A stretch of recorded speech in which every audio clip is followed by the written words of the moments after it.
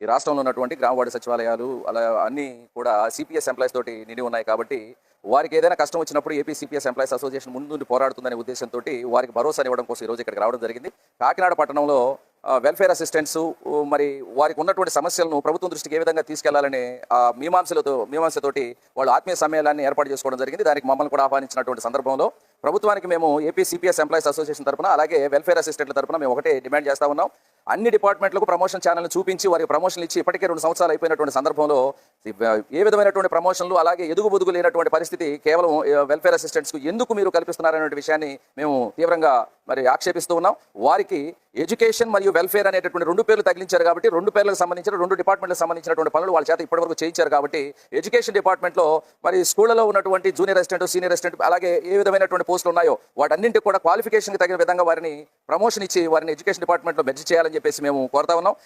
MEO ఆఫీసులో కూడా staff లేకుండా ఇబ్బంది పడుతున్నటువంటి సందర్భాలు ఉన్నాయి. డిప్యూటీ డిఓ ఆఫీస్లో కూడా స్టాఫ్ లేకుండా ఇబ్బంది పడుతున్నటువంటి సందర్భాలు ఉన్నాయి. అలాగే అసంబద్ధమైనటువంటి కార్యక్రమాలని టీచర్ల చేత చేయిస్తూ క్వాలిటీ ఆఫ్ ఎడ్యుకేషన్ కూడా దెబ్బతీస్తున్నటువంటి సందర్భంలో అటు ఎడ్యుకేషన్లో క్వాలిటీ రావడం కోసం మన వెల్ఫేర్ మిత్రుల్ని ఎవరైతే మరి ప్రమోషన్ కోసం ఎదురు చూస్తా ఉన్నారో గత 7 సంవత్సరాల కాలంగా వారందరినీ కూడా ఎడ్యుకేషన్ డిపార్ట్మెంట్లో మెర్జ్ చేసి వాళ్ళ ప్రమోషన్లు ఇస్తే అటు క్వాలిటీ ఆఫ్ ఎడ్యుకేషన్ పెరుగుతుంది, ఇటు వీళ్ళకు కూడా మరి ప్రమోషన్ కలిగించినటువంటి విధంగా అవుతుందని చెప్పేసి ప్రభుత్వాన్ని మేము డిమాండ్ చేస్తా ఉన్నాం. అదేవిధంగా వెల్ఫేర్ అనేటటువంటి పేరును కూడా వాళ్ళు తగిలించి వెల్ఫేర్ సంబంధించినటువంటి పనులన్నీ కూడా వాళ్ళ చేత 7 సంవత్సరాల నుంచి ఎడతెగకుండా మరి వాళ్ళకు ఎంతో ఇబ్బందికరమైనటువంటి పరిస్థితులు కూడా వాళ్ళు నిర్వర్తిస్తున్నారు. కాబట్టి ఉన్నటువంటి అన్ని వెల్ఫేర్ శాఖలకు సంబంధించి బీసీ వెల్ఫేర్ కావచ్చు, ఎస్సీ వెల్ఫేర్ కావచ్చు, సోషల్ వెల్ఫేర్ కావచ్చు, అందులో ఉన్నటువంటి ఖాళీలన్నీ కూడా మిత్రులతోటి క్వాలిఫికేషన్స్ అన్ని కూడా ఉన్నటువంటి మిత్రులు కాబట్టి వాళ్ళందరినీ కూడా ప్రమోషన్స్ ఇచ్చి వారి జీవితాల్లో కూడా వెలుగులు నింపాలని చెప్పేసి ప్రభుత్వాన్ని డిమాండ్ చేస్తా ఉన్నాం.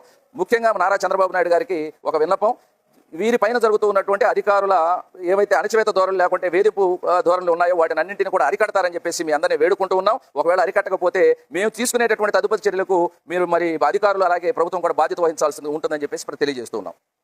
కాకినాడ జిల్లాలో ఉన్న మొత్తం సంక్షేమ విద్యా సహాయకులందరూ కూడా ఈరోజు ఇక్కడ ఆత్మీయ సమ్మేళనం అనే ఒక సమ్మేళనం ఏర్పాటు చేసుకోవడం జరిగింది. దీని యొక్క ముఖ్య ఉద్దేశం మేమేమైతే గ్రౌండ్లో ఎవరెవరైతే ఇబ్బందులు పడుతున్నామో మా సమస్యలు ఏంటి, మా సలహాలు ఏంటి, సూచనలు ఏంటి, అందరూ కూడా ఒక దిగ్గున గ్యాదర్ అయ్యి ఒక ఆత్మీయ సమ్మేళనం, ఒక గార్డియన్ పార్టీ లాగా అందరూ కూడా ఒక సమ్మేళనంగా ఏర్పడి మా సమస్యలు మేమే పంచుకుంటూ మా సమస్యలు మేమే షేర్ చేసుకొని తద్వారా భవిష్యత్తులో ఏ విధమైన ప్రణాళికలు వేసుకోవడానికి ఈ ఆత్మీయ సమ్మేళనం అని ఒక సమ్మేళనం కాకినాడ జిల్లా వ్యాప్తంగా మిత్రులందరూ పెట్టుకోవడం జరిగింది. దీనికి పెద్ద ఎత్తున సంక్షేమ విద్యా సహాయకులందరూ కూడా రావడం జరిగిందండి.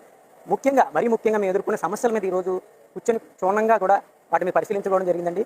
ముఖ్యంగా మేమందరూ మాట్లాడుకున్న ఫైనల్ డిమాండ్లు కూడా కొన్ని ఉన్నాయి సార్. ఫైనల్గా మేము చెప్పేది ఏంటంటే మేము ఏదైతే సఫర్ అవుతున్నామో డిఏ ఇన్ఛార్జీలు అవ్వనండి,